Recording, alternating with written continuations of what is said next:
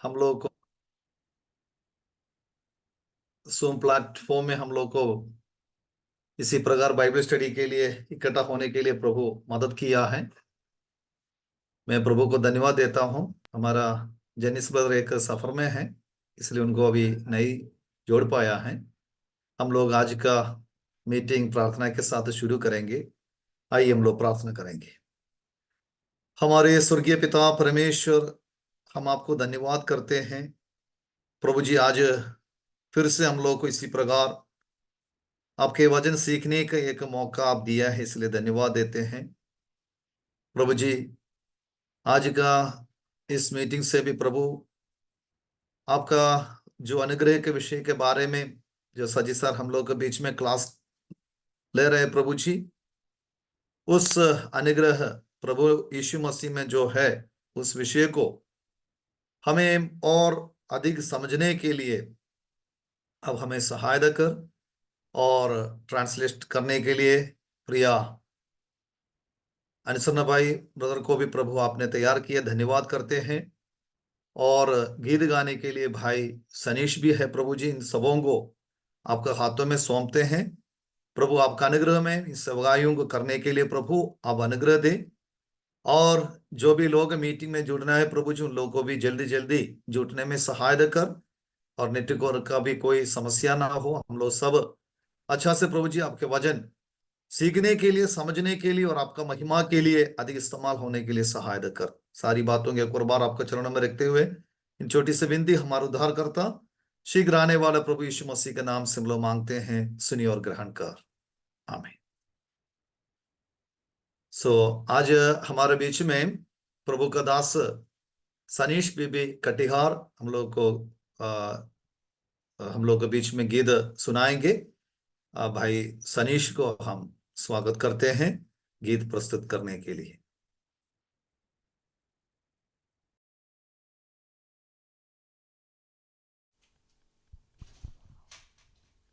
परमेश्वर के धन्य नाम की महिमा हो। प्रभु ने फिर से एक मौका मुझे दिया है प्रभु का गीत, महिमा का गीत गाने के लिए। आइए हम सब जानने वाले के गीत है, मेरा यीशु है कितना महान।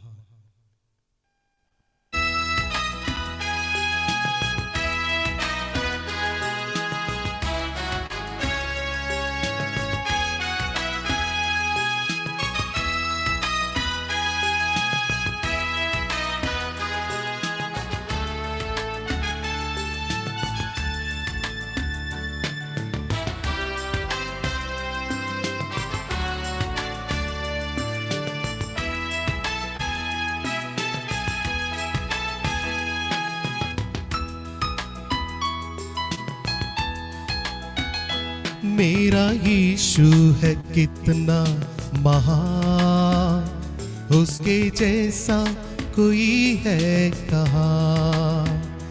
उसके चरणों में सजदा करूं, वो ही तो है मेरा खुदा। मेरा यीशु है कितना महान, उसके जैसा कोई है कहाँ। उसके चरणों में सजदा करूं, वो ही तो है मेरा खुदा।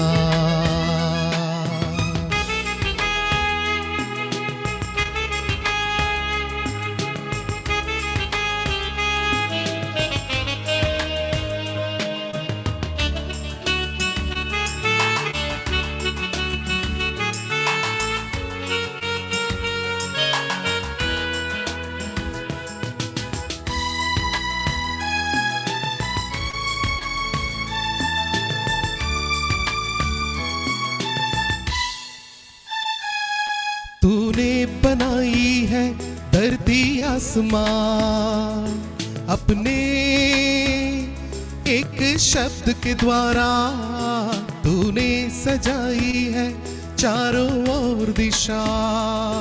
अपने सामर्थ के द्वारा तूने बनाई है धरती आसमान। अपने एक शब्द के द्वारा तूने सजाई है चारों ओर दिशा। अपने सामर्थ्य के द्वारा क्या है इंसान जो तू उसे याद करे। क्या है इंसान जो तू उसे प्यार करे। क्या है इंसान जो तू उसे याद करे। क्या है इंसान जो तू उसे प्यार करे। मेरा यीशु है कितना महान, उसके जैसा कोई है कहाँ। उसके चरणों में सजदा करूं, वो ही तो है मेरा खुदा।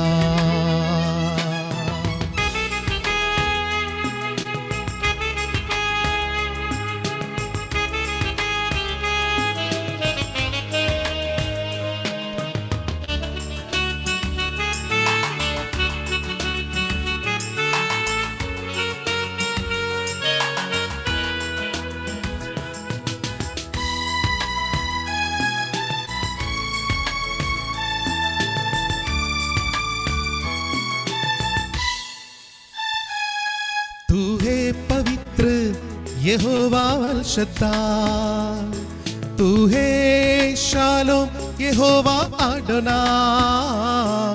तेरी इच्छा से तूफान उठे, तेरी आज्ञा से आंधी थम जाए। तू है पवित्र यहोवा अल शद्दाई। तू है शालोम यहोवा अडोनाई। तेरी इच्छा से तूफान उठे, तेरी आज्ञा से आंधी थम जाए। क्या है इंसान जो तू उसे याद करे। क्या है इंसान जो तू उसे प्यार करे।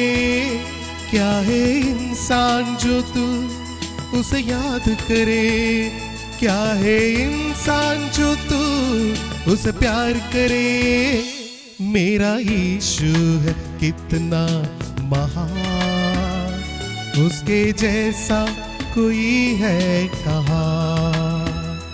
उसके चरणों में सजदा करूं, वो ही तो है मेरा खुदा।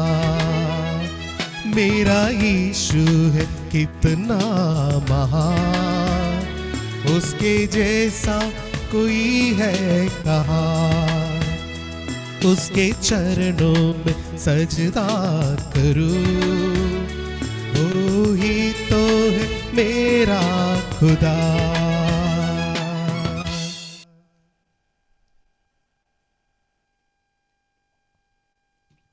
आइए अगले के गीत भी हम लोग गाएंगे, हमारा प्रभु को स्तुति महिमा करते हुए।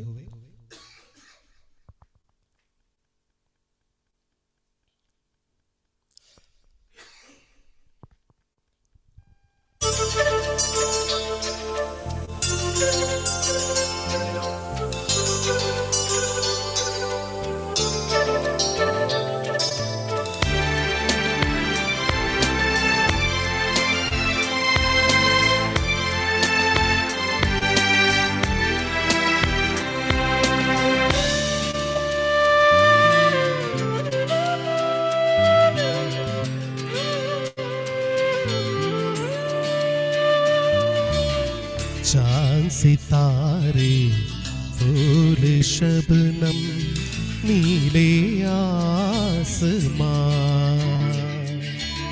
सागर पर्वत करते बखान तेरी जलाल की।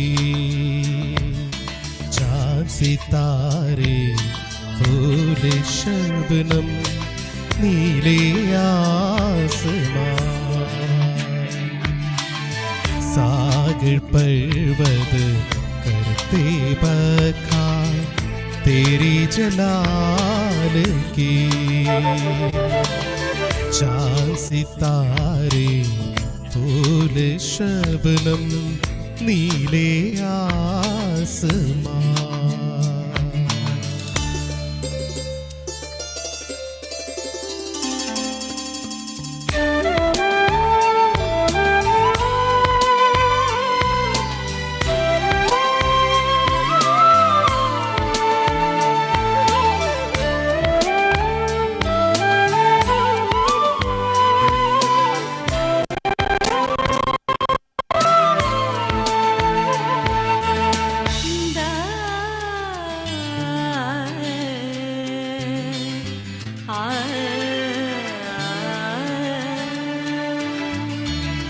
पंछी है गाते गजले रूहानी मीठी आवाज से,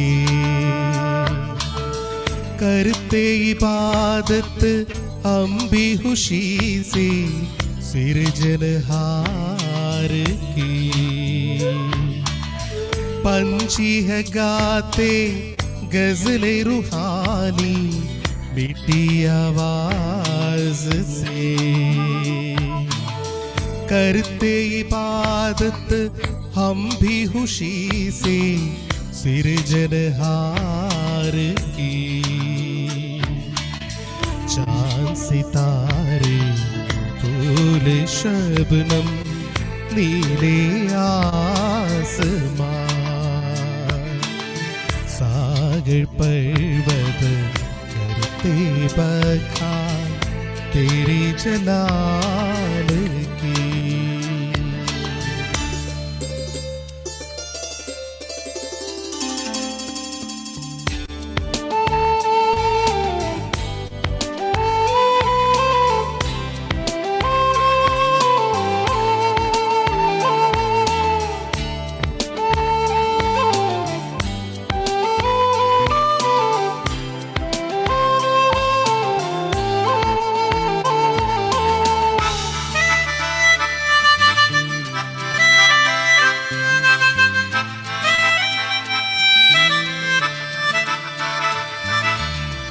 ये हमारे यीशु खुदावन स्वामी जहान के,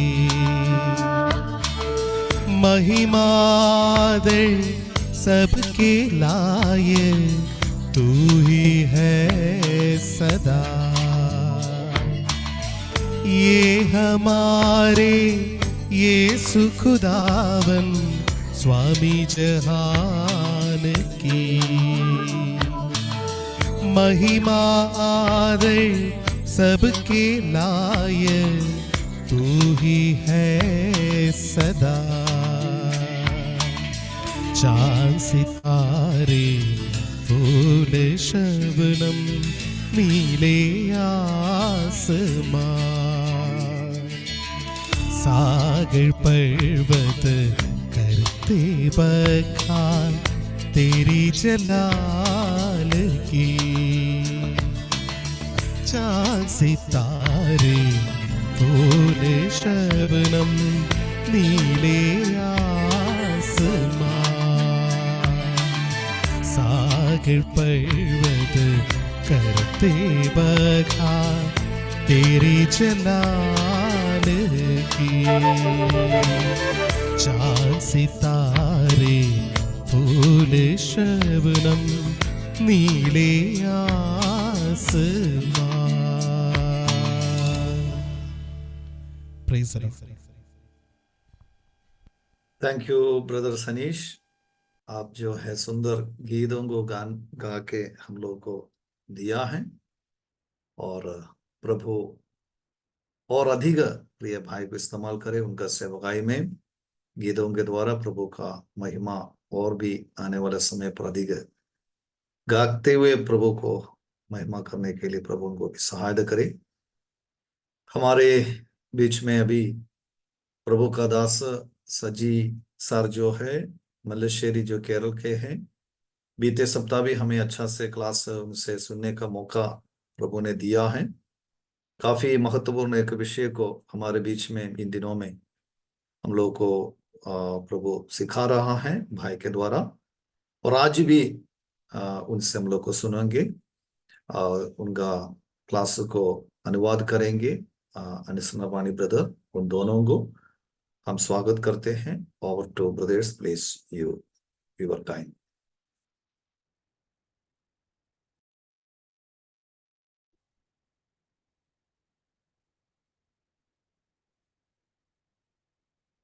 Greetings to you in the precious name of our Lord and Savior Jesus Christ.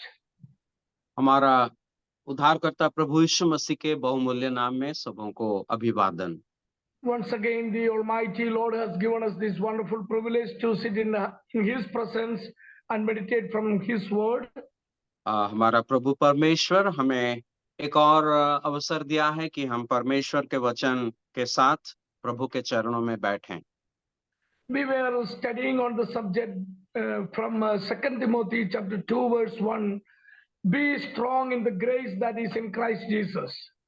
हमने पिछले बार दूसरा तीमुथियुस दूसरा अध्याय के पहली आयत मनन कर रहे थे, जहां पर कहा गया कि मेरे पुत्र तू उस अनुग्रह से जो मसीह यीशु में है बलवंत हो जा। So in that we have seen an introduction to 2 Timothy. So we have seen each chapter's explanation.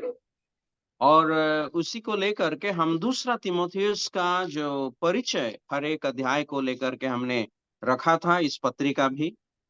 Then we started to meditate on that beautiful pictures that are drawn in this chapter 2 by Apostle Paul. और प्रेरित पौलुस के द्वारा बहुत सुंदर जो चित्र हैं, ये तस्वीरें हैं जो दूसरे आयत में अध्याय में दिया गया है, उसी को लेकर हम अध्ययन कर रहे थे। So each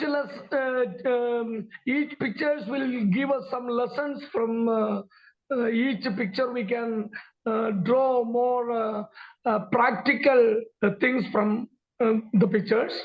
हर एक तस्वीर से हमें कुछ ना कुछ सीख मिलता है और हर एक तस्वीर से हमें कुछ प्रायोगिक बातों को सीखने के लिए सहायक हो रहा है। I hope you have read this chapter 2 and might have gone through this chapter and seen little more pictures from it. उम्मीद करता हूं कि आपने भी इस अध्याय 2 को पढ़ा है और कुछ तस्वीरों को भी आपने देखा है। Let me repeat the pictures that we have seen. First it was the picture of a steward, and we have seen the faithfulness of a steward from it. और सबसे पहला हम जो तस्वीरें देखे थे उनमें से कुछ मैं दोहराऊंगा। सबसे पहला हमने देखा था एक भंडारी का नाते हर एक व्यक्ति को विश्वास योग्य होना आवश्यक है। Secondly, we have seen the picture of a soldier and the braveness and also the commitment of the soldier we have seen there. दूसरा तस्वीर हमने एक योद्धा का यानी एक सैनिक का देखा जो बहुत ही साहसिक है और वो लगा रहता है। He is ready to endure hardships. और वो कठिनाई का सामना करने के लिए तैयार रहता है। The third picture we have seen was the picture of a sprinter or an athlete, and we see that he is running for a prize and he has to be very much disciplined. और तीसरा हमने देखा अखाड़े में जो लड़ाई करता है, यानी एक खिलाड़ी को हमने देखा जो बहुत ही अपने आप को नियम के विधि के अनुसार अपने आप को रखता है। So the lessons that we have learned from that athlete is be strong in discipline and self-denial. और वहां पर हमने ये देखा था कि हमारे लिए जो प्रायोगिक विषय अपने आप को त्यागने के लिए हमें अनुशासित होना जरूरी है। Secondly, abide by the rules, otherwise we will be disqualified. और दूसरा हमने देखा कि हमें उस नियम के विधेय होना आवश्यक, नहीं तो हमें उस खेल से या उस स्थान से हमें अलग कर दिया जाएगा। Thirdly, the lesson is contend for the reward or for the prize. तीसरा हमें इस इनाम के लिए परिश्रम करना। Then also we have seen the fourth picture, that was the picture of a farmer. और चौथा तस्वीर हमने जो देखा था वो एक किसान का तस्वीर है। So he is a hard-working farmer. एक किसान जो है कठिन परिश्रमी मेहनती है। The farmers will trust in God for the seasons and also they will care for the nature. और किसानों का विशेषता ये है कि वे हर एक ऋतु के लिए परमेश्वर पर भरोसा रखते हैं और फल पाने के लिए भी। Then they will care the nature. और वे उस प्रकृति का यत्न लेते हैं। Then the third lesson we can learn from there is the patience of a farmer. He is waiting for the seasons. और तीसरा बात हमने देखा कि एक किसान जो है वो आ, आ, आ, बारिश के लिए इंतजार करता है। Then the fifth picture, that picture was the picture of a prisoner.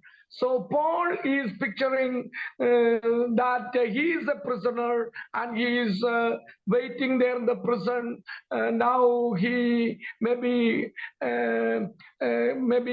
killed by the king or the Domitian, the ruler.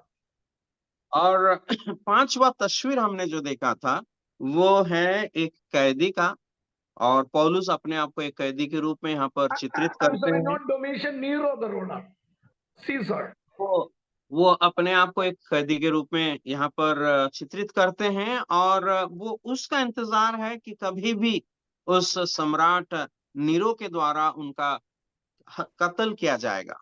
So now these were the pictures we have seen, and in that prisoner he is patiently suffering and he is also rejoicing about the future. और यहाँ पर कैदी के रूप में प्रेरित पौलुस वो भी बहुत ही धैर्य पूर्वक इसे सहता है और एक उम्मीद रखता है भविष्य के लिए। And when someone is a prisoner, he is ready to bear the reproach. In the same way, when we are prisoners for God, for the sake of Christ, we must be willing to bear the reproach. एक कैदी होने के नाते जैसे एक व्यक्ति को सब कुछ सहना पड़ता है, निंदाओं को सहना पड़ता है, हमें भी अगर प्रभु के कैदी के रूप में निंदाओं को सहने के लिए तैयार रहना है। So let us continue our study, and that is what we have studied up to now. Now we are going to the sixth one. The sixth picture is the picture of an instructor. और हम आइए आगे को देखेंगे कि छठवां तस्वीर जो है एक उपदेशक का, शिक्षा देने वाले का। Now we know in the running race, when someone is preparing for that, there will be a coach. For football, there will be a coach or a trainer. That is what we are seeing, the instructor. तो जब किसी प्रकार का क्रीड़ा होता है, या football हो या किसी भी जो खेल होता है, खेल क्रीड़ाएं, और उसका एक प्रशिक्षक रहता है जो सब बातों में शिक्षा प्रदान करते हैं। When we come to chapter 2, verse 11 to 13, let me read it. It is a trustworthy statement. For if we died with him, we will also live with him. If we endure, we will also reign with him. If we deny him, he also will deny us. If we are faithless, he remains faithful, for he cannot deny himself. आइए हम दूसरा तीमुथियुस के दूसरा अध्याय 11 से लेकर 13 तक के आयतों को पढ़ेंगे। यहाँ पर इस प्रकार लिखा गया है, यह बात सच है कि यदि हम उसके साथ मर गए हैं तो उसके साथ जिएंगे भी। यदि हम धीरज से सहते रहेंगे तो उसके साथ राज्य भी करेंगे। यदि हम उसका इनकार करेंगे तो वह भी हमारा इनकार करेगा। यदि हम अविश्वासी भी हों तो भी वह विश्वास योग्य बना रहता है, क्योंकि वह आप अपना इनकार नहीं कर सकता। We know now when we read these verses, it is something like an instructor or a coach or a teacher. He is encouraging his students who are getting training under him. जब इन भाग को हम पढ़ते हैं, वहां पर हम एक शिक्षक का या प्रशिक्षक का या एक उपदेशक का चित्र को हम देखते हैं, जो अपने छात्रों को ये सारे बातों को कह रहा है। The instructor will always encourage the students. एक प्रशिक्षक अपने छात्रों को हमेशा प्रोत्साहित करेगा। We know if there is a coach training someone for Olympics, maybe for the running race or sprint or something like that, he will go with that person to the stadium. Sometimes he will run with that person and correct him and instruct him in different ways in that way. अगर कोई व्यक्ति Olympic के लिए तैयारी किया जा रहा है, उसका जो प्रशिक्षक है वो भी उसके साथ जाएगा और उसके साथ अगर जरूरत पड़ता है उसके साथ दौड़ेगा भी। We know in wrestling or in boxing, when there is a coach, in between that time also the coach will be training and maybe just patting at his back and encouraging him, come on, you can, you will win. Such a way the coach will encourage, energize the players or the one who is there in the competition. जब एक wrestling होता है या मल्लयुद्ध होता है, वहां पर हम देखते हैं कि जो कोच रहते हैं या प्रशिक्षक जो रहता है वो उस व्यक्ति को जो जीत रहा है या जो अच्छा से कर रहा है उसको बहुत ही प्रोत्साहित करता है। वो कहता है कि करो और करो, तू जीतेगा। So why he is encouraging? You are going to get a prize. Come on, content nicely. वो किस लिए इस बात को कह रहा है कि चलो और भी लड़ो लड़ो, क्योंकि That is तुमको what we एक इनाम मिलने वाला है।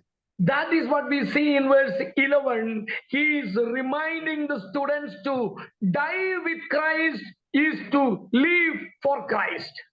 और 11 पद में पौलुस इसी बात को कह रहा है कि अगर मसीह के साथ जीना है तो मसीह के साथ मरना है। So, are you willing to die for Christ? You are going to get a great life and you are going to live with Christ.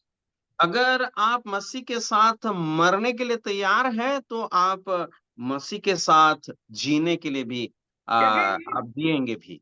Again, he is saying, are you willing to suffer for Christ? You are going to reign with Christ.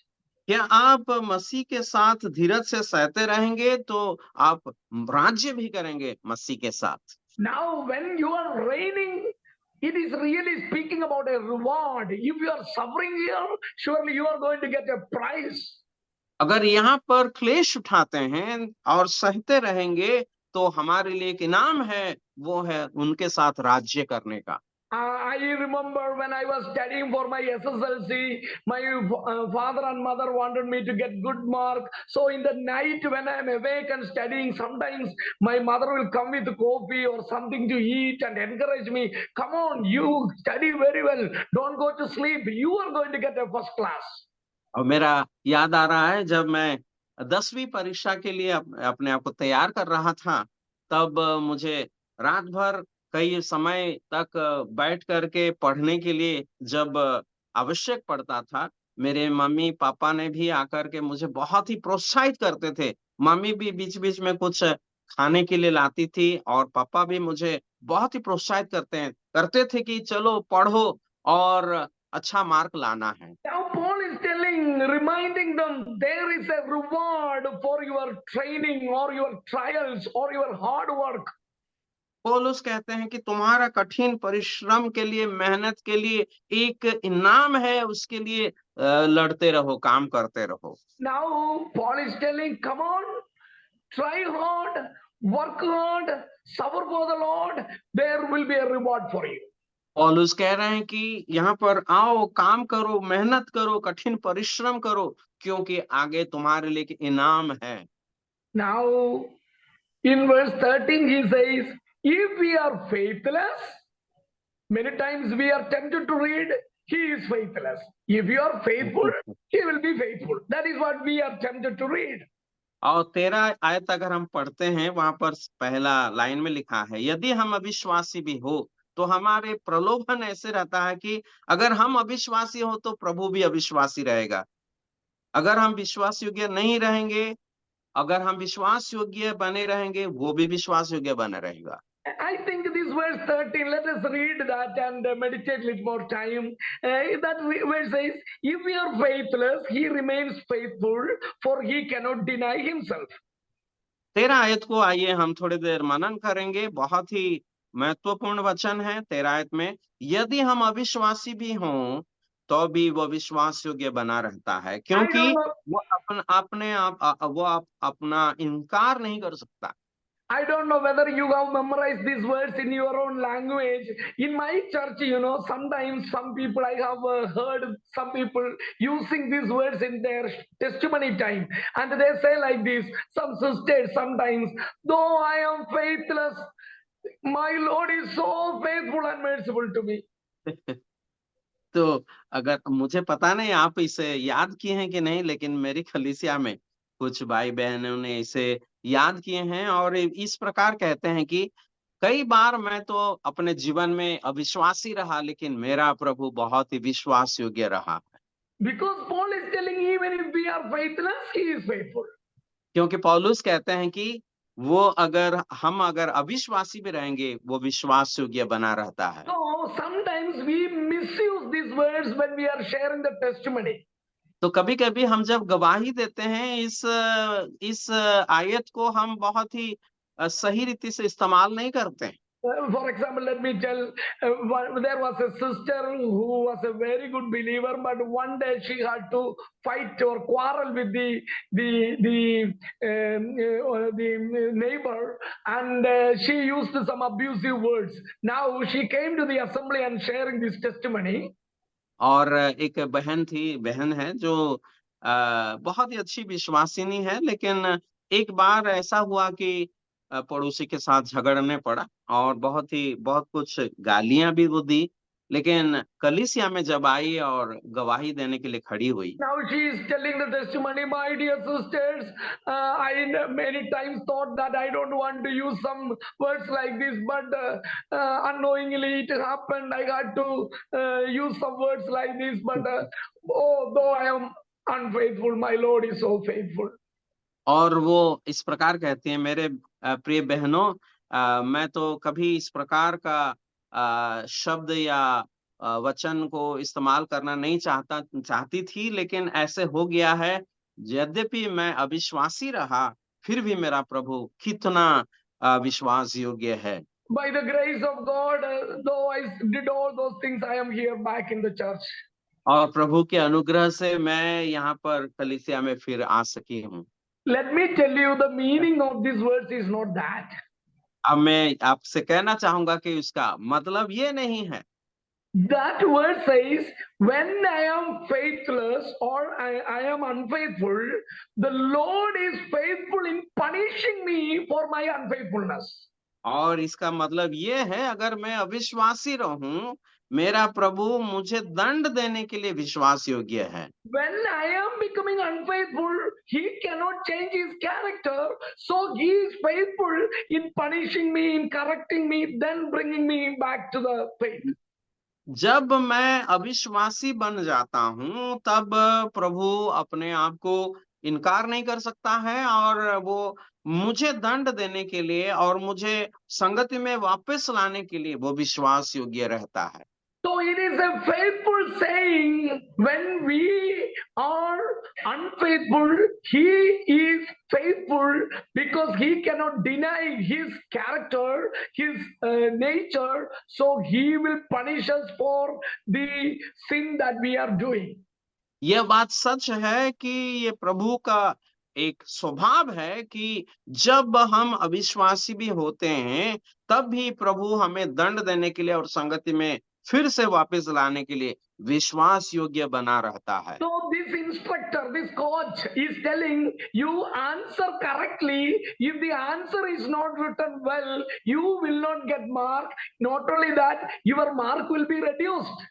यहाँ पर ये शिक्षक कह रहा है कि तुम सही उत्तर दो हर एक प्रश्न का। अगर उत्तर सही नहीं होगा, तुम्हें सही मार्क नहीं मिलेगा। So in verse 12 we say, here it says, if we deny him, he also will deny us. 13 आयत में लिखा है, क्योंकि वह आप अपना इनकार नहीं कर सकता है, तो भी ये 12 में, यदि हम उसका इनकार करेंगे तो भी वह हमारा इनकार करेगा। So now, when you are not faithful, when you are denying him, he has to show to the world that you are punished. So he is faithful in that. और जब हम प्रभु को इनकार करते हैं और प्रभु प्रति अविश्वासी बन जाते हैं, प्रभु हमें हमारा स्वभाव को दुनिया के सामने प्रकट करता है और इसमें वो विश्वास योग्य है। So now, that sixth picture is the picture of an instructor. You can go through these verses. Now let us meditate from that same portion and see the seventh picture. That seventh picture is the picture of a student. यहाँ पर छठवां जो तस्वीर हमने देखा वो एक शिक्षक का या प्रशिक्षक का, लेकिन Now- सातवां जो तस्वीर है इसी भाग से भी हम देख सकते हैं जो एक छात्र का। Now we read in verse 15, be diligent. 15 आयत में हम पढ़ते हैं, अपने आप को प्रयत्न करो। Now we know, you can please read that whole verse 15. 15 आयत को पढ़ेंगे, अपने आप को परमेश्वर का ग्रहण योग्य और ऐसा काम करने वाला ठहराने का प्रयत्न कर जो लज्जित होने ना पाए और जो सत्य के वचन को ठीक रीति से काम में लाता हो। Okay, I will explain that verse later. Now, when we study from verse 8 to 13, we see the picture of a student. हम इस बात में, इस आयत में बाद में आएंगे। 8 से लेकर 15 तक जब हम 13 तक आते हैं, वहां पर एक छात्र का तस्वीर को हम देख सकते हैं। We know teachers, when they are preparing the students or the instructors, they tell them when they are approaching the exam, they will tell them especially a word, remember this portion, remember that portion, like that. That word is repeated, remember. और जब एक शिक्षक अपने छात्रों को एक परीक्षा के लिए तैयार कर रहे हैं, उस समय वो बार बार इस शब्द का इस्तेमाल करते हैं, याद करो, याद रखो, ये बात याद रखो, याद रखो। That is how verse 8 begins. Remember the Lord Jesus Christ. और यहाँ पर इस बात कहा गया है, प्रभु यीशु मसीह को स्मरण करो। So Paul is telling, you must remember the gospel which I preached, and you must remember our Lord Jesus Christ.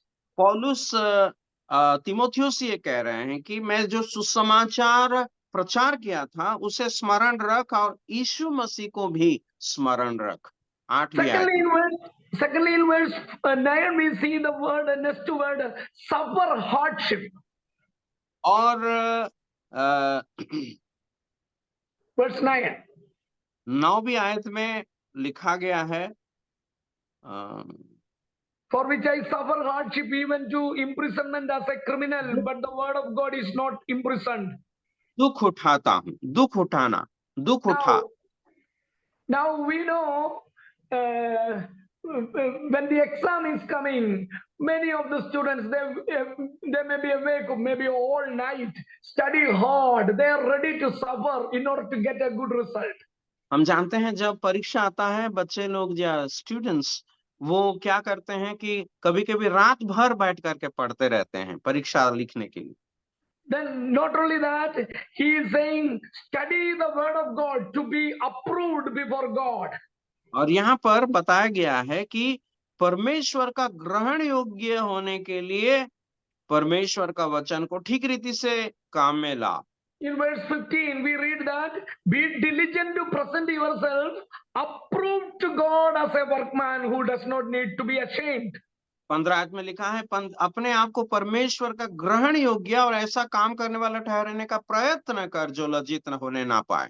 This I will explain later. So now, many words that are used here, it is used in relation to a student. So the picture of a student also can be seen here. तो इन आयतों में, इन भागों में जो सारे विषय प्रयोग किया गया है, इसमें हम एक छात्र का तस्वीर को देख सकते हैं। So, to be a good instructor, to teach others and to train others, we need the grace of the Lord Jesus Christ. तो एक अच्छा शिक्षक होने के लिए दूसरों को प्रशिक्षित करने के लिए हमें परमेश्वर का अनुग्रह का जरूरत है। To suffer for Christ, to study the word of God, to be diligent, we need the grace of the Lord Jesus Christ. और प्रभु के लिए दुख उठाने के लिए और प्रभु के लिए प्रभु यीशु मसीह के लिए कष्ट सहने के लिए हमें परमेश्वर का अनुग्रह का जरूरत है। Let us move in little more speed so that I can cover up this. Now, the verse 14 to 18, we see the next person, that is a workman. 14 से लेकर 18 तक के आयतों में हम एक कार्यकर्ता को देखते हैं। That we see in verse 15, a workman who does not need to be ashamed. एक काम करने वाला जो कभी लज्जित नहीं होगा। Now, here we see the picture of someone, a workman who need not to be ashamed. That means we, the children of God, the servants of God, the evangelists, the believers, we are the workmen of God. यहाँ पर हम देखते हैं एक काम करने वाला, एक कारीगर जो लज्जित होने ना पाएगा। हम जो प्रभु का सेवा में लगे हैं, सुसमाचार प्रचारक, हम प्रभु के काम करने वाले हैं। We know we hire people to work in our field. When he comes in the morning, and by the time he finishes, maybe 5 o'clock in the evening, we expect him to do some work. If he's not reaching that, if he will be ashamed when he is coming to take his wages from us. और जब दिन भर हमारे खेत में कोई काम करने वाला आता है, काम करता है, और कुछ काम हमने जो दिया है खत्म करने के लिए, वो अगर शाम के 5 बजे तक उसे खत्म नहीं किया है और पैसा मांगने के लिए आता है अपना मजदूर, तब वो लज्जित होता है। Now, suppose I am asked by you to construct a house for you because I am an expert mason. अगर मैं एक अच्छा राजमिस्त्री हूँ और आपने मुझे एक बहुत अच्छा इमारत या घर बनाने के लिए आपने मुझसे चाहते हैं, So I started keeping the brick one upon another, and while I was keeping this brick straightly and then one upon another, I thought for last 55 years I am a mason, so I am not going to use a plumb line to see whether it is straight or not. और मैं उस घर का काम तो शुरू कर दिया, और जब ईंट को सजा के रख रहा था दीवार उठाने के लिए, उस समय एक ईंट के ऊपर दूसरा ईंट जब मैं रखता हूँ, तब मैं सोचा मैं तो 55 साल से काम कर रहा हूँ, इसीलिए मुझे वो ओलम का जरूरत नहीं है, क्योंकि मुझे ये अभिज्ञता है। You know, finally when I finish that whole wall fully, it will be in a zigzag way that the wall will be. और आप जानते हैं कि अगर मैं इस अपने इच्छा से अगर ऐसे करूं, तो जब पूरा दीवार बन जाएगा, मैं देखूंगा कि वो सीधा नहीं रहेगा। Then finally when you come and see this, I will be ashamed to stand before you. और आखिरी में जब आप करके आप देखेंगे, मैं आपके सामने खड़े होने के लिए हिम्मत नहीं करूंगा, मैं लज्जित हो जाऊंगा। Now, in the same way, the Lord is teaching us here, we are the workmen of God. When we stand before God, we should not be standing as people shameful or ashamed before our master. ठीक उसी रीति से पौलुस यहाँ पर हमें स्मरण दिलाता है कि हम प्रभु के लिए काम करने वाले लोग हैं, और हम आखिरी में जब प्रभु के सामने खड़े होंगे, हमें लज्जित होने का कारण नहीं होना आवश्यक है। So to stand confidently before the master, we should concentrate on our work. तो प्रभु के सामने हिम्मत के साथ खड़े होने के लिए अब हमारे कार्यों पर हमें ध्यान देकर के रहना है, काम करना है। We should carefully work for the Lord. और बहुत ही प्रयत्न पूर्वक हम उस प्रभु के लिए काम करना है। That is what we read from verse 14 to 18. Let us read now 15. Be diligent. 15 से 18 हमने देखा। 15 में लिखा है कि प्रयत्न कर। for what you should be diligent in accurately handling the word of the truth. और किस बात में हमें प्रयत्न करना है कि परमेश्वर का जो वचन, सत्य के वचन है, उसको सही रीति में काम में लाने के लिए प्रयत्न करना। Now, here that dividing the word of truth is used something like the people who are cobblers, who are cutting the leather for making shoe. So how they are cutting with the scissors that leather, they have to very accurately cut it. Otherwise, that they cannot make the shoe or chapel in that way, in a very good way. So now extra cutting, that is what it means. तो यहाँ पर जो शब्द का इस्तेमाल किया गया है वो उस मोची का, जो लोग जूते के साथ काम करते हैं, वे लोग उस चमड़े को काटते हैं ऐसी रीति से कि थोड़ा सा भी इधर उधर नहीं होगा, सही जगह में उसको काटेंगे ताकि वो एक अच्छा जूता में वो परिवर्तित हो जाएगा या उसको बनाने के लिए होगा। So as preachers, as teachers of the word of God, we have to explain the word of truth accurately. If you are doing it wrongly, you have to give account to the master.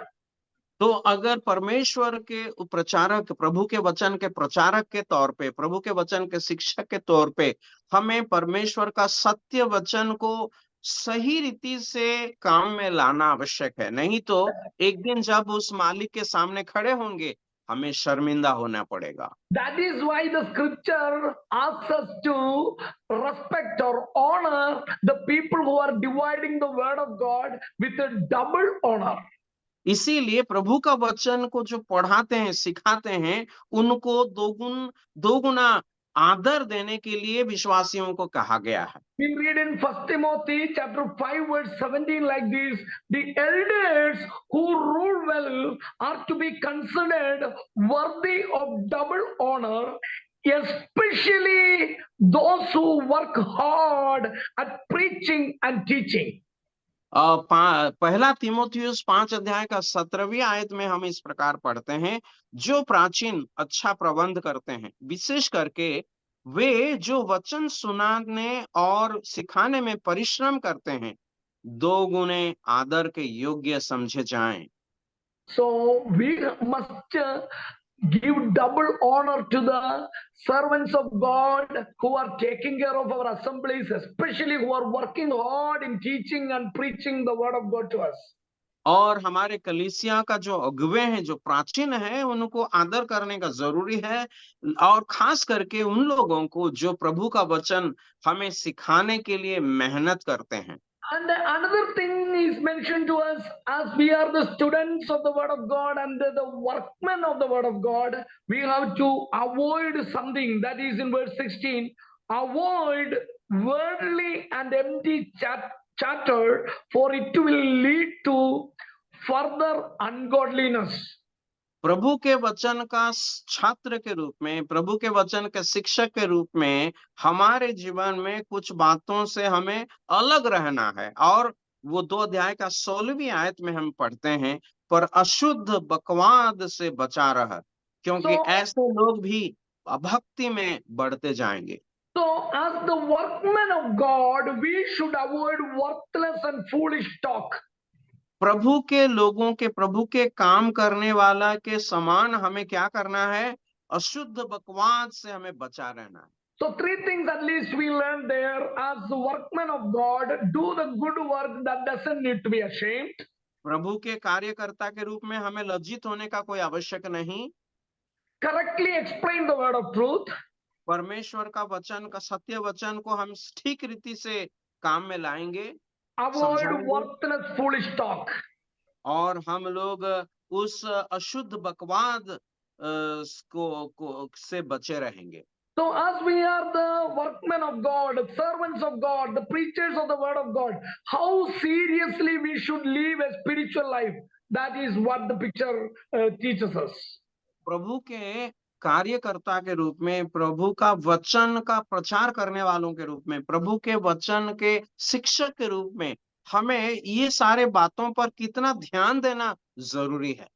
Ninth picture is the picture of a disciple or a follower. और आगे हम एक और चित्र को देखते हैं जो एक शिष्य का, जो एक अनुयायी का चित्र तस्वीर है। Chapter 2, verse 19. Nevertheless, the firm foundation of God stands, having this seal: the Lord knows those who are his, and everyone who names the name of the Lord is to abstain from wickedness. 2 अध्याय का 19वीं आयत में हम देखते हैं, त्यों भी परमेश्वर की पक्की नींव बनी रहती है और उस पर यह छाप लगी है, प्रभु अपनों को पहचानता है, और जो कोई प्रभु का नाम लेता है वह अधर्म से बचा रहे। So here we see the Lord knows those who are his. यहाँ पर लिखा है जो प्रभु के हैं, प्रभु अपनों को पहचानता है।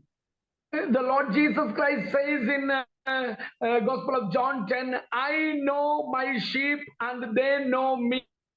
और I call them by name. प्रभु यीशु मसीह यूहन्ना रचित सुसमाचार 10 अध्याय में कहते हैं, मैं अपने भेड़ों को जानता हूं और वे मुझे जानते हैं और मेरा शब्द पहचानते हैं।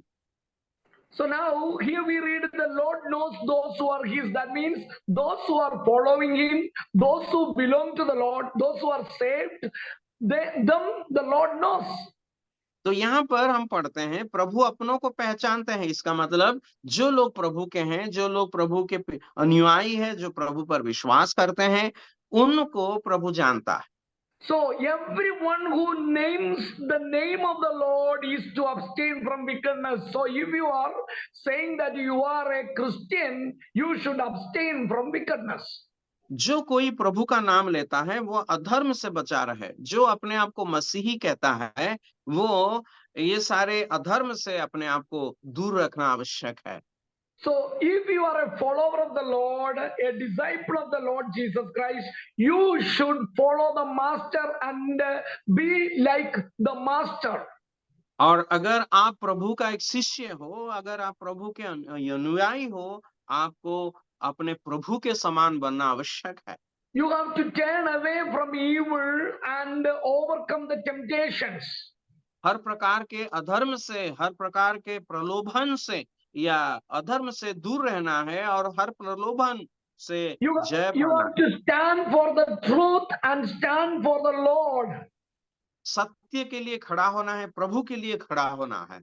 So you have to be proud about your master because you are following someone who is great. आप प्रभु के लिए अपने आप को गर्व महसूस करना है, क्योंकि जो महान है ऐसा एक प्रभु का आप अनुयायी है। In this chapter we see another picture. That picture is the picture of a vessel. इस अध्याय में हम एक और तस्वीर देखते हैं जो एक बर्तन का तस्वीर। Because now we are seeing the 10th picture, that is in verse 20 and 21. और 10 और 21 में हम लोग 10वीं तस्वीर को देखते हैं। Now in a large house there are not only gold and silver vessels, but also vessels of wood and of earthenware, and some to honor and some to dishonor. Therefore, if anyone cleanses himself from these things, he will be a vessel for honor, sanctified, useful to the master, prepared for every good work.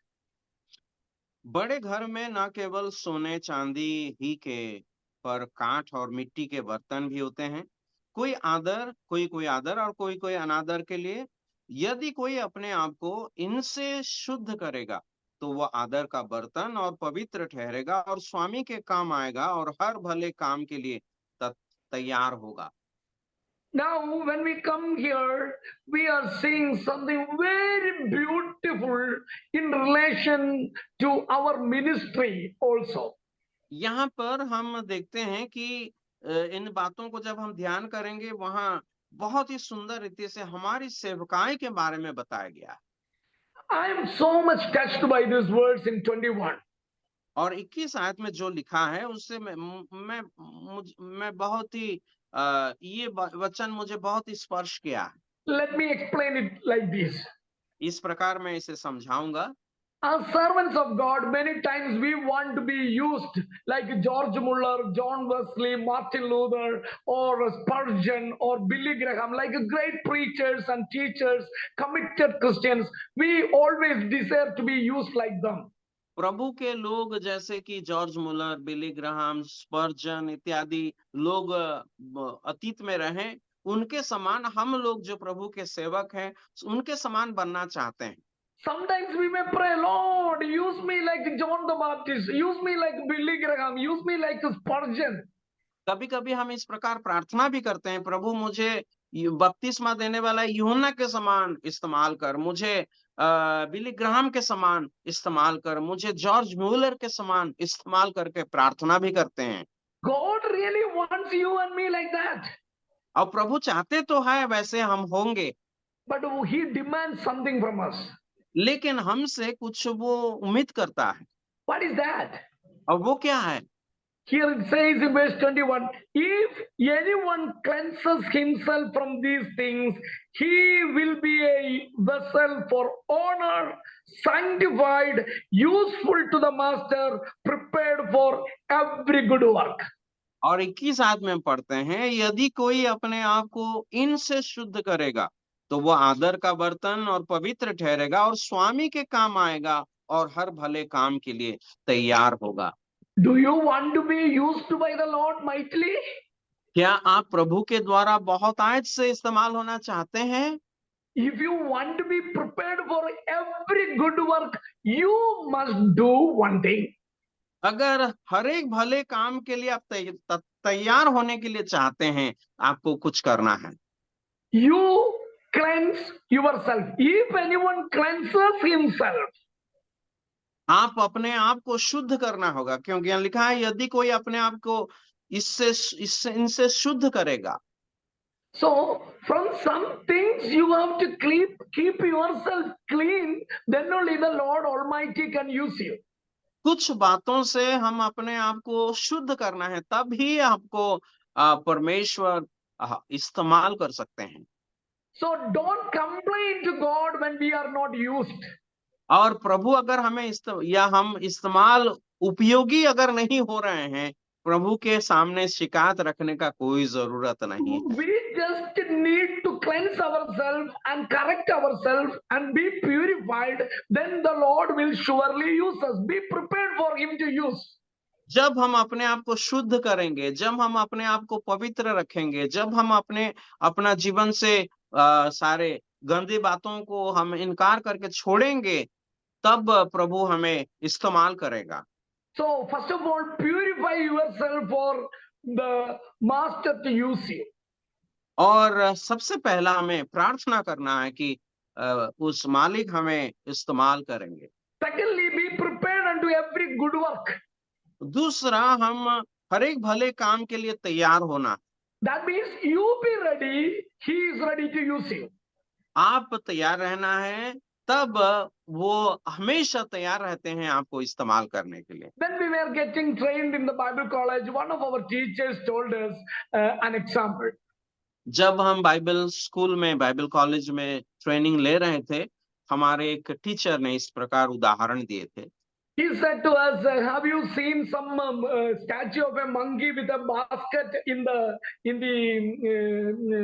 maybe in the park or some places like that, and that in maybe that on that basket it will be written like this, use me. That monkey is telling, use me. एक क्या उसने कहा कि क्या आपने कभी देखा है कोई बगीचा में या पार्क में एक बंदर एक बहुत बड़ा डाला पकड़ते हुए खड़े रहता है एक जगह में, और वहां पर लिखा रहता है यूज मी, मुझे मेरा इस्तेमाल करो। So when we see that, we know all the waste what is there, or maybe the bag which we use, or things, anything waste materials, we'll just put in that basket. अगर हमारे पास में कुछ फेंकने का कुछ चीजें हैं जो नहीं चाहते हैं, उसे लेकर के हम वहां डाल देते हैं। Maybe when you are entering into some houses, there may be some beautiful carpet. On that carpet, it will be written, use me. और अगर आप किसी सुंदर घर में जाएंगे, वहां पर एक कारपेट रहता है, वहां पर लिखा है मेरा इस्तेमाल करो। So sometimes you may, with your shoe, when you are entering to the house, you may clean that shoe on that carpet maybe, and then you enter into the house. और शायद आप जो पाव पोछ है, उस पाव पोछ में आपका जूता को इस्तेमाल माने पोछेंगे और अंदर प्रवेश करेंगे। So there we have seen, use me, that writing. तो उस पाव पोछ में लिखा रहता है मुझे इस्तेमाल करो।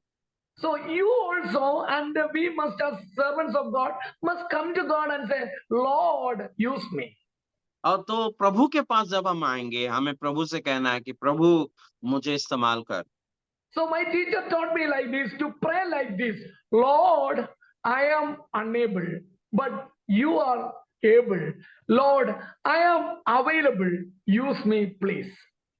तो मेरा शिक्षक ने मुझे इस प्रकार सिखाया, मुझे इस प्रकार प्रार्थना करने के लिए उसने कहा, हे प्रभु, मैं नहीं कर पाऊंगा, लेकिन आप कर पाएंगे। हे प्रभु, मैं आपके लिए उपलब्ध हूँ, मुझे इस्तेमाल करें। Lord, I am available. Use me. प्रभु, मैं उपलब्ध हूँ, मुझे इस्तेमाल करें। When we go through the scripture, we see different kinds of vessels. हम जब प्रभु के वचन देखते हैं, वहाँ कई प्रकार के बर्तन को देखते हैं। We see here in a house there are different kinds of vessels. और एक घर में विभिन्न प्रकार के बर्तन होते हैं। So if you are a purified vessel, the master can use you. अगर आप शुद्ध किए गए एक बर्तन है, तो मालिक आपको इस्तेमाल कर सकते हैं। In Acts chapter 9 verse 14, we read about Paul that he is a chosen vessel. और प्रेरितों के काम 9 के 14 में पढ़ते हैं कि पौलुस एक चुना हुआ बर्तन है। In Romans chapter 9 21, we read about a vessel of honor. और रोमी 9 के 21 में हम पढ़ते हैं कि वहां पर आदर का एक बर्तन। In Romans 9:23, we read about the vessel of mercy. रोमी 9 के 23 में हम पढ़ते हैं दया का बर्तन। So there are different kinds of vessels. In 2 Corinthians 4:7, we read about earthen vessels. दूसरा कोरिन्थी चौथा अध्याय में हम पढ़ते हैं मिट्टी के बर्तन। So this body is an earthen vessel where God has great treasure. और हमारा शरीर, हमारा देह जो है, वो एक मिट्टी का बर्तन के समान, लेकिन इसके अंदर प्रभु ने बहुत बड़ा धन को रखा है। So we are the vessels in the hands of the Lord. हम लोग प्रभु के हाथ में उस बर्तन के समान हैं। So let us pray to the Lord. Lord, mold me and make me after thy will. तो प्रभु से हम ये प्रार्थना करेंगे, हे प्रभु, अपनी इच्छा के अनुसार मुझे बना। We can see another picture here. Let me quickly move to that picture of a servant of God in verse 22 to 26. 22 से लेकर 26 में, दूसरा तीमुथियुस 2 का 22 से लेकर 26 में एक प्रभु का दास का चित्र हम देखते हैं। Now we read in verse 24, the Lord's bond servant must not be quarrelsome, but be kind to all, able to teach, patient when wronged. 24 आयत में हम पढ़ते हैं, प्रभु के दास को झगड़ालू नहीं होना चाहिए, पर वह सबके साथ कोमल और शिक्षा में निपुण और सहनशील हो। Actually, this is a subject to preach even. ये एक प्रचार करने का विषय है। In verse 22, Paul is telling to Timothy, the man of God, God's man, you flee from youthful lust. 22 आयत में पौलुस तीमुथियुस से कहते हैं, जवानी की अभिलाषाओं से भाग। So, servants of God have youthful lust. और प्रभु के दासों का जो जवानी की अभिलाषा होते हैं। Some people think that some servants of God, oh, they are very holy. No wrong thoughts they have. और कुछ लोग सोचते हैं कि प्रभु के दास जो होते हैं बहुत ही पवित्र है, उनके अंदर किसी प्रकार का बुरे विचार नहीं आता। Let me tell you, you are a man who are praying and preaching and meditating just like you, only all other servants of God, whoever he is. और आप जैसे कि प्रार्थना करते हैं, बाइबल पढ़ते हैं, प्रचार करते हैं, उसी रीति से प्रभु के सेवक लोग वैसे ही है। In Kerala history, Christian history, the most spiritual person, one of the person is known as Sadhu Kochukunjubadeshi. और केरला के इतिहास में मतलब मसीही इतिहास में हम देखते हैं कि सबसे जो बहुत ही विश्वास योग्य प्रभु का दास रहा वो है साधु कुच्छुकुंज उपदेशी। So he is known for his simplicity. He had a very meager lifestyle, and everywhere he was an exemplary person. ये इतना आदर्श व्यक्ति था कि बहुत ही सरल जीवन बिताए, बहुत सादा सीधा एक व्यक्ति था। One day he decided to write everything what he is thinking from morning till evening on a plain paper. एक पेपर पर उसने सोचा कि सुबह से लेकर शाम तक जो सारे विचार मेरे मन में आते हैं मैं उसे लिख करके रखूंगा। He started writing all the thoughts that he got on that day. तो उसी दिन में उनके मन में जो सारे विचार आया सब लिखने लगे। Before going to bed, he just started reading that. और सोने के पहले वो इस जो सारे लिखे हैं उसे पढ़ने के लिए शुरू He किए was really terrified. और वो डर गए बहुत ही। Then he said, Hambada Kochukunye, oh terrible fellow. और वो इस प्रकार कहने लगे उसे पढ़ करके, ओ कुछ कुंजे तू छोटा नहीं हो, ये बहुत भयंकर लोग आदमी तू है। Yeah, let me tell you, this is the same way you, me, everyone. और इसी रीति से हम सब एक ही प्रकार के हैं। Somebody asked to an elder, to a Catholic priest, oh, dear priest, how long this youthful lust will be there for my husband? किसी एक महिला ने एक रोमन कैथोलिक के याजक से पूछा, मेरा पति का जो जवानी का अभिलाषा है कितना उम्र तक रहेगा? He is now 65, so how long it will continue? और वो अभी तो उनका उम्र 65 हो गया है, तो कितना उम्र तक ये रहेगा?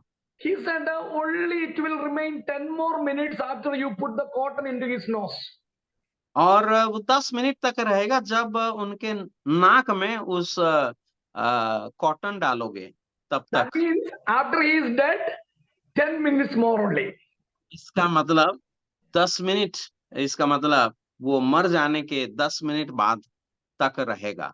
Everybody has youthfulness. It begins at the age in the youthful time and ends up to the time of death. That is what I feel. तो हर व्यक्ति के अंदर ये जो जवानी की अभिलाषा उसके जवानी में जब शुरू होता है और वो कभी भी बंद नहीं होता है जब तक वो नहीं मरता है। So it begins at youth and continues till death. और ये जवानी में शुरू होता है और मरने तक कामयाब रहता है। So it is a command to every servant of God, flee from youthfulness. तो इसीलिए ये प्रभु के हर एक दास के लिए एक निर्देश है कि जवानी की अभिलाषा से हम भागें। You may be saying, I am fleeing from all these kinds of lust. I am all right. और मैं तो हमेशा भागता हूँ, मैं ठीक हूँ। But there is a command also, follow or pursue righteousness, faith, love and peace in verse 22. लेकिन 22 आयत में एक और आज्ञा वहां पर दिया गया है, और जो शुद्ध मन से प्रभु का नाम लेते हैं उनके साथ धर्म और विश्वास और प्रेम और मेल मिलाप का पीछा कर। So we should all flee from youthfulness, but also we should follow something also. जवानी की अभिलाषाओं से हमें तो भागना है, लेकिन हमें कुछ विषय का पीछा भी करना है। Then we see here again, avoid foolish and stupid arguments. और 23 में हम पढ़ते हैं, मूर्खता और अविद्या के विवादों से अलग रह। That is in verse 23. 23 आयत में उस बात को हम देखते हैं। Then again we read, be kind to everyone. उसके बाद हम पढ़ते हैं कि हर एक के प्रति हमें कोमल होना है। Then again we read, teach with patience even who oppose you. और यहाँ पर लिखा है शिक्षा में निपुण और सहनशील हो। So, as servants of God, we should keep 5 things from this passage. We can understand that. तो प्रभु के दास के रूप में 5 बातें हमें याद रखना है। First, flee from youthfulness. सबसे पहला जवानी के अभिलाषाओं से भागना। Second, follow righteousness, faith, love, and peace. और धर्म, विश्वास और प्रेम का पीछा करना। Thirdly, avoid foolish and stupid arguments. मूर्खता और अविद्या का विवाद से अलग रहना। Fourthly, be kind to everyone. चौथा, हर एक के साथ हमें सहनशील होना है। Fifthly, teach with patience even those who oppose you. और 5वां, विरोधियों को भी नम्रता से समझाएं। Yeah, let me close here because our time is up, and we see many more pictures, but these all pictures were very clear, and I can show you at least 4 more pictures, but I don't want to go through that now. Let us conclude here. There are so many beautiful pictures with the Paul is telling, for accomplishing all these things, we need to grow in the grace that is in Christ Jesus. कई सारे तस्वीर यहाँ पर है और 4 भी मैं दिखाना चाहता था, लेकिन समय नहीं है, मुझे यहाँ बंद करना है। लेकिन बहुत कितना सुंदर है ये तस्वीरों को प्रति हम अगर ध्यान करेंगे। पौलुस कहते हैं कि ये सब में ध्यान करो। I want you to read this chapter 2 one more time. I am going to explain this in another angle next week, and I'm going to show you what is the grace that is in Christ we need. और दूसरा अध्याय को आप फिर से पढ़िएगा। मैं आपसे चाहता हूं कि आप इस अध्याय को फिर से पढ़िएगा और प्रभु यीशु मसीह में जो अनुग्रह है उसमें बलवंत होने का अर्थ क्या है, उसका दूसरा एक दृष्टिकोण में हम इसका अध्ययन करना चाहेंगे अगला सप्ताह में। If the Lord willing, next week we will meet and have that thing. Let us continue to pray for one another until that time. प्रभु चाहे तो हम अगला सप्ताह मिलेंगे और इस विषय को हम अध्ययन करेंगे और प्रभु हम सबों को सहायता करें। Thank you. धन्यवाद। थैंक यू सजी सर। साथ ही साथ अनुसरणपाणी ब्रदर को भी धन्यवाद देते हैं। हम लोग प्रभु का वचन को हम लोग सुन रहे थे, जो उस अनुग्रह में मजबूत जो मसीह यीशु में है, इस विषय में हम लोग पढ़ रहे थे। हम सब अच्छी रीति से समझने के लिए प्रभु ने हमें सहायता किया है। आइए हमें आखिर प्रार्थना करते हुए इस सभा को हम समाप्त करेंगे। मैं आग्रह करता हूं, आर.के. सिंह ब्रदर हमारे बीच में हैं, उन्होंने आखिर प्रार्थना करके इस सभा को समाप्त करेंगे। आइए हम लोग प्रार्थना करेंगे। पिता परमेश्वर, हम आपका धन्यवाद स्तुति बड़ाई करते हैं और इस शाम के समय में आप अपने दास के द्वारा बहुत ही महत्वपूर्ण बातों को हमारे जीवनों में दिखाया और प्रभु जी बहुत सारे चित्रों के द्वारा हमें प्रभु जी हमारी कमियों, हमारी घटियों, हमारे अभिलाषाओं और हमें कैसा प्रभु जी आपके लिए इस्तेमाल होना है, आपके लिए उपलब्ध होना है और किन बातों से भागना है, किन बातों का पीछा करना है। बहुत सारी बातों को प्रभु जी अपने दास के द्वारा, पवित्र आत्मा के द्वारा हमें बताया है। इसके लिए भी तेरा हम धन्यवाद देते हैं। हाँ पिता परमेश्वर, हम अक्सर प्रभु जी कई बार पिछड़ जाते हैं, कई बार हम अविश्वास योग्य भी रहते हैं, परंतु हम तेरा धन्यवाद देते हैं। आप विश्वास योग्य हैं और हमें प्रभु जी सुधारने में, हमें आप प्रभु जी सही रास्ते पे लाने के लिए आप प्रभु जी विश्वास योग्य हैं। इसके लिए हम तेरा धन्यवाद स्तुति करते हैं। पिता परमेश्वर, आप कितना अच्छा परमेश्वर हैं, हमें कितनी बड़ी आशीषों से और कितने आप हमको इस्तेमाल करना चाहते हैं। ओ प्रभु जी, हम प्रार्थना करते हैं, ओ प्रभु जी अपने आप को आपके लिए, आपकी महिमा के लिए और भी हम लोग उपलब्ध होने पाए और प्रभु जी आपकी इच्छा को हमारे जीवन में हम पूरा करने पाए, आपको महिमा देने पाए और आपका पीछा करने पाए, ऐसा प्रभु जी आप अनुग्रह करें, सहायता करें। धन्यवाद देते हैं प्रभु जी तमाम प्रभु जी तेरे वचनों के पवित्र आत्मा के द्वारा जो आपने सिखाया है, इसके लिए भी तेरा धन्यवाद देते हैं। आपके दास को प्रभु जी और भी सामर्थ्य के साथ इस्तेमाल करें, साथ ही इसलिए भी हम तेरा धन्यवाद देते हैं। प्रार्थना करते हैं जो हमारे अनुवाद करने के लिए भी हम अनुसरण ब्रदर को भी अद्भुत रीति से प्रभु जी आपने सहायता किया, इसके लिए भी तेरा धन्यवाद देते हैं। उन्हें भी और भी महिमा के लिए इस्तेमाल करें और प्रभु तेरे नाम की महिमा उनके जीवन से भी हो। धन्यवाद देते हैं तमाम इस मीटिंग में हम जितने भी शामिल हुए हैं प्रभु जी, एक निर्णय के साथ में, समर्पण के साथ में, उपलब्ध उनके साथ में बढ़ने के लिए हम सबका सहायता कर। लीडिंग करने के लिए हमारे शिव भाई को और अभी पिता परमेश्वर सानिस भाई को भी सहायता करे, इसके लिए धन्यवाद। सारी बातों में धन्यवाद विनती तारणहार मुक्तिदाता प्रभु यीशु के नाम से मांगते हैं, आमीन आमीन। Amen. Thank you brother. Thank you. जय मसीह। You're welcome. Yes brother sir ji, thank you. Thank you. RK Singh भाई नमस्कार। हाँ नमस्कार। सर चलेंगे क्या? अंकल हाँ राम जी भाई, जय मसीह। जय मसीह, जय मसीह। बहुत दिनों के बाद। हाँ, कैसे है? बस प्रभु का दया से चंगे हैं। जय मसीह की। हाँ राकेश भाई, जय मसीह की राकेश भाई। जय मसीह अंकल। जय मसीह। जय मसीह। हमारा मोबाइल थोड़ा प्रॉब्लम है। अच्छा जी, वो हाँ जय मसीह। आरके सिंह अंकल, जय मसीह। जय मसीह, जय मसीह। उड़ीसा में पूरा ठंडा खत्म हो गया लगता है। पूरा तो खत्म नहीं हुआ, थोड़ा थोड़ा है। नहीं, आज वो एक रेडियो मन्ना उड़िया वाला में थोड़ा सा जुड़ा था, तो देखें आज सुधीर बारिक ब्रदर का माने हो रहा था, पंखा चल रहा था वहाँ। तो वही होना। नहीं, हल्का सा चाहिए लेकिन अभी नहीं है, उतना नहीं। रात को थोड़ा ठंड लग रहा है। हम लोग को देखे ना अभी भी पूरा जैकेट वैकेट अभी भी चल पहने हुए हम लोग।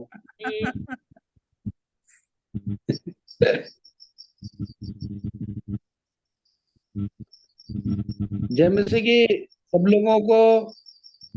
हाँ जय मसीह। जेनिस भाई कहाँ गए भाई? ये भी वो आ रहे हैं शायद कि जा रहे हैं। ये भी आवाज नहीं हो रहा।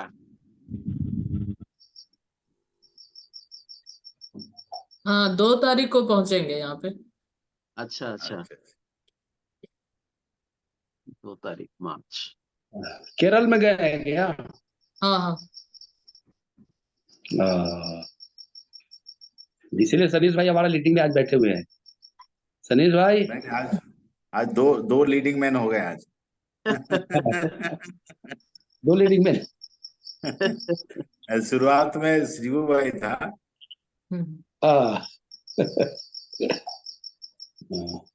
शिबू ब्रदर साहब निकल गए नहीं। ओके ब्रदर, गुड ठीक है, नाइट सबको। गुड नाइट, जय मसीह की सबको। ओके जय मसीह।